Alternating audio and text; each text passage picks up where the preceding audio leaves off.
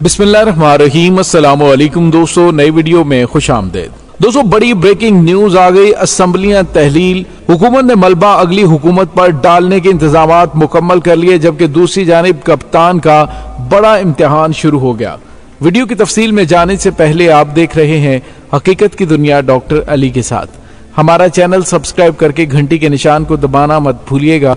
इस वीडियो को ज्यादा से ज्यादा फेसबुक, व्हाट्सएप और सोशल मीडिया पर शेयर जरूर करें। शेयर और लाइक करने के साथ साथ कमेंट बॉक्स में पाक फौज जिंदाबाद, पाकिस्तान पाइंदाबाद और पाकिस्तान के गुमनाम हीरोज को सलाम का नारा कमेंट जरूर कीजिएगा। दोस्तों, एक बड़ा ब्रेक थ्रू हुआ है, एक बड़ी खबर सामने आ रही है और ये खबर ये है कि मखलूत हुकूमत ने असम्बलियां तहलील करने का फैसला कर लिया है। जी हाँ दोस्तों, मुस्लिम लीग नून और पीपल्स पार्टी में कौमी असम्बली तहलील करने पर इत्तफाक हो गया है और जराये के हवाले से पता चला है कि हुक्मरान इत्तेहाद की दो बड़ी जमातें नून लीग और पीपल्स पार्टी ने कौमी असम्बली को तहलील करने के लिए इत्तफाक कर लिया है, जिसके तहत आइंदा माह 8 अगस्त को कौमी असम्बली तहलील कर दी जाएगी। वफाकी वजीर मनसूबाबंदी एहसन इकबाल ने कहा है कि कौमी असम्बली की तहलील के बाद किसी भी एडवेंचर से परहेज किया जाए।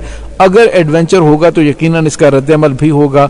एस्टेब्लिशमेंट और सियासतदान अपनी गलतियों से सीख रहे हैं। उम्मीद है कि अदलिया भी इन गलतियों से सीखेगी और पाकिस्तान को तबाही के गड़े से निकाला है, जिसको चेयरमैन पीटीआई फेंक गए थे। लेकिन दोस्तों, यहाँ पे आपको ये बताते चलें कि हुकूमत की जानिब से जो IMF के साथ मुआहदा किया गया है, वो ऐसा मुआहदा है कि आने वाले दिनों में कोई भी हुकूमत आती है उसके लिए बड़ी मुसीबतें खड़ी हो जाएंगी। यूं कह लीजिए कि आने वाली हुकूमत के रास्ते में बारूदी सुरंगें बिछा दी गई हैं। इसी वजह से IMF की जानिब से पेशगी प्लान्स मांगे जा रहे हैं और इसके अलावा बड़े पैमाने पर महंगाई करने और टैक्सेस को बढ़ाने के हवाले से भी IMF की जानिब से मुतालबात किए जा रहे हैं।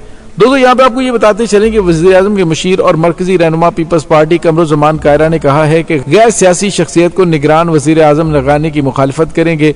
निगरान वज़ीर-ए-आज़म हो या वज़ीर आला, ये सियासी शख्सियत होनी चाहिए। ये रास्ते दूसरों के लिए नहीं खोलने चाहिए। सियासी ओहदों को सियासतदान ही चला सकते हैं, ये उन्हीं का काम है। मुल्क का सबसे बड़ा सियासी ओहदा वज़ीर-ए-आज़म का है और हाई कोर्ट या सुप्रीम कोर्ट में किसी जज की सीट खाली हो जाए तो उस पर मुझ जैसे बंदे को अगर आप जज लगाते तो वहां क्या हम इंसाफ कर पाएंगे। किसी इंतजामी ओहदे पर अचानक किसी जज को बिठा दिया जाए जिसको तजर्बा ना हो तो वो काम नहीं कर सकेगा। 2 रोज कबल वज़ीर-ए-आज़म शहबाज शरीफ और साबिक सदर आसिफ जरदारी के दरमियान 1 घंटा पर मुहित 1-on-1 मुलाकात हुई थी, जिसमें आइंदा इंतखाबात, निगरान हुकूमत समेत दीगर इशूज पर बातचीत की गई। मुलाकात में मौजूदा असम्बली की मुद्दत के खात्मे पर तफसीली बात की गई और इसी तरह निगरान सेटअप और आइंदा की सियासी सूरत हाल पर भी गुफ्तगू की गई। दोनों रहनुमाओं की मुलाकात में इलेक्शन बर वक्त करवाने पर इतफाक किया गया और दोनों रहनुमाओं ने इस बात पर इतफाक किया कि इलेक्शन में ताखीर बिल्कुल नहीं की जाएगी। लेकिन दोस्तों, दूसरी जानिब आपको ये भी बताते चलें कि इमरान खान को साइडलाइन करने के लिए बड़े बड़े इकदाम उठाने शुरू कर दिए गए हैं और इसके साथ ही नवाज शरीफ को पाकिस्तान लाने के भी इंतजामात शुरू कर दिए गए हैं। खबर ये सामने आ रही है कि नवाज शरीफ की वापसी के लिए तैयारियों का अहम टास्क मरियम नवाज को दे दिया गया है। मुस्लिम लीग नून ने नवाज शरीफ के इस्तकबाल की तैयारियों की हदायत जारी कर दी है और वतन वापसी पर इंतजामात की चीफ ऑर्गेनाइजर मरियम नवाज खुद होंगी। मुस्लिम लीग नून ने पंजाब के डिवीजनल सदूर, जनरल सेक्रेटरीज को मुरासले जारी कर दिए। तमाम सिटी सदूर, यूनियन कौंसिल सदूर और तमाम आला ओहदेदारों को हदायत की है, जिनमें पार्टी के तमाम विंग्स को इस्तकबाल की तैयारियों के लिए कारकुनान को मुतहर्रिक करने समेत इकदाम करने का कहा गया है। मरियम नवाज शरीफ की वापसी की तारीख का ऐलान करेंगी और प्रेस कॉन्फ्रेंस करेंगी। नवाज शरीफ के इस्तकबाल को यादगार बनाने के लिए कौमी और सूबाई असम्बली के साबिक अरकान और टिकट होल्डर्स को भी भरपूर तैयारियों की हदायत जारी कर दी गई हैं। दोस्तों, दूसरी जानिब आपको ये बताते चलें कि इमरान खान के खिलाफ तोशाखाना केस के हवाले से 2 दरखास्तों पर फैसला महफूज कर लिया गया। इस्लामाबाद के एडिशनल सेशन जज हुमायूं दिलावर की डिस्ट्रिक्ट एंड सेशन अदालत ने चेयरमैन पीटीआई के खिलाफ तोशाखाना केस की समाअत करते हुए 2 दरखास्तों पर फैसला महफूज किया, जहां दौरान समाअत इलेक्शन कमीशन के वकील अमजद परवेज और चेयरमैन पीटीआई इमरान खान के वकील गौहर अली खान अदालत में पेश हुए।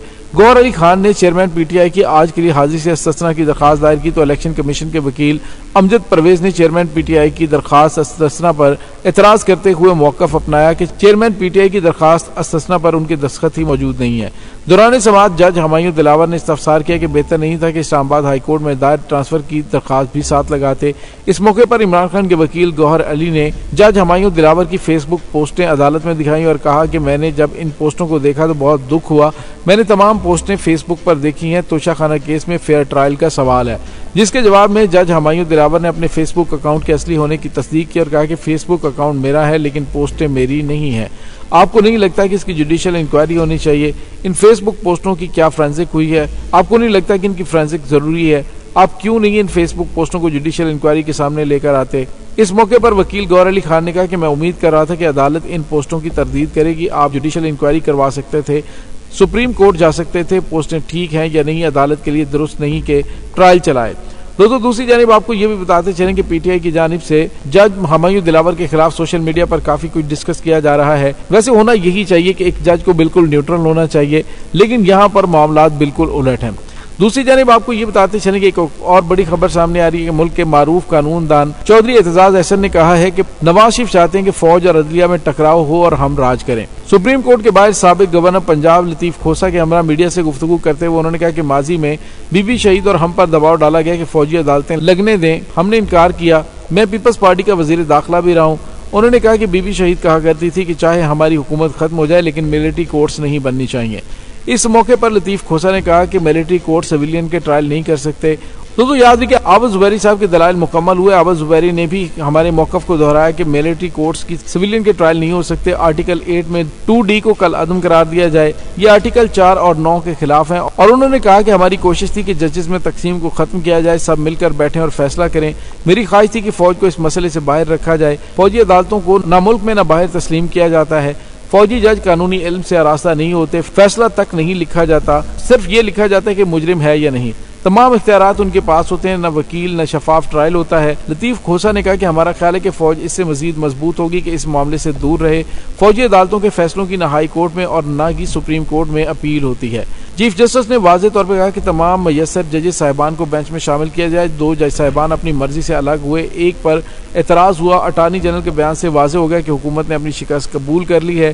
चीफ जस्टिस ने वाज़ेह किया कि जजेस मयसर नहीं, जिसकी वजह से फुल कोर्ट्स नहीं बन सकते। दोस्तों यहाँ पे आपको ये बताते चलें कि एक तरफ तो फौजी अदालतों के हवाले से सवालात उठाए जा रहे हैं, दूसरी जानिब आप वफाकी वज़ीर इत्तलात मरियम औरंगजेब ने कहा है कि कौमी असम्बली की तहलील से मुतालिक खबरें गलत हैं और मन घड़त हैं।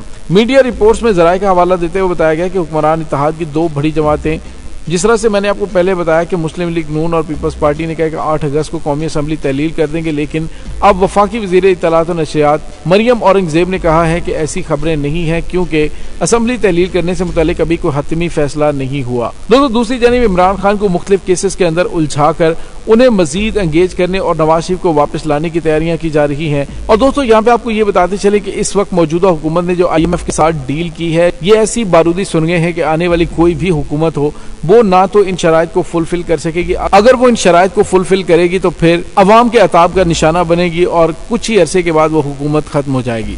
दोस्तों इस तमाम सूरत हाल के बारे में आपका क्या कहना है, कमेंट सेक्शन में अपने ख्यालात का इजहार जरूर कीजिएगा। इंशाल्लाह बहुत जल्द मिलते हैं एक नई वीडियो में, तब तक के लिए अपना बहुत सारा ख्याल रखिएगा। पाक फौज जिंदाबाद, पाकिस्तान पाइंदाबाद, पाकिस्तान के गुमनाम हीरोज को सलाम, अल्लाह वारिस।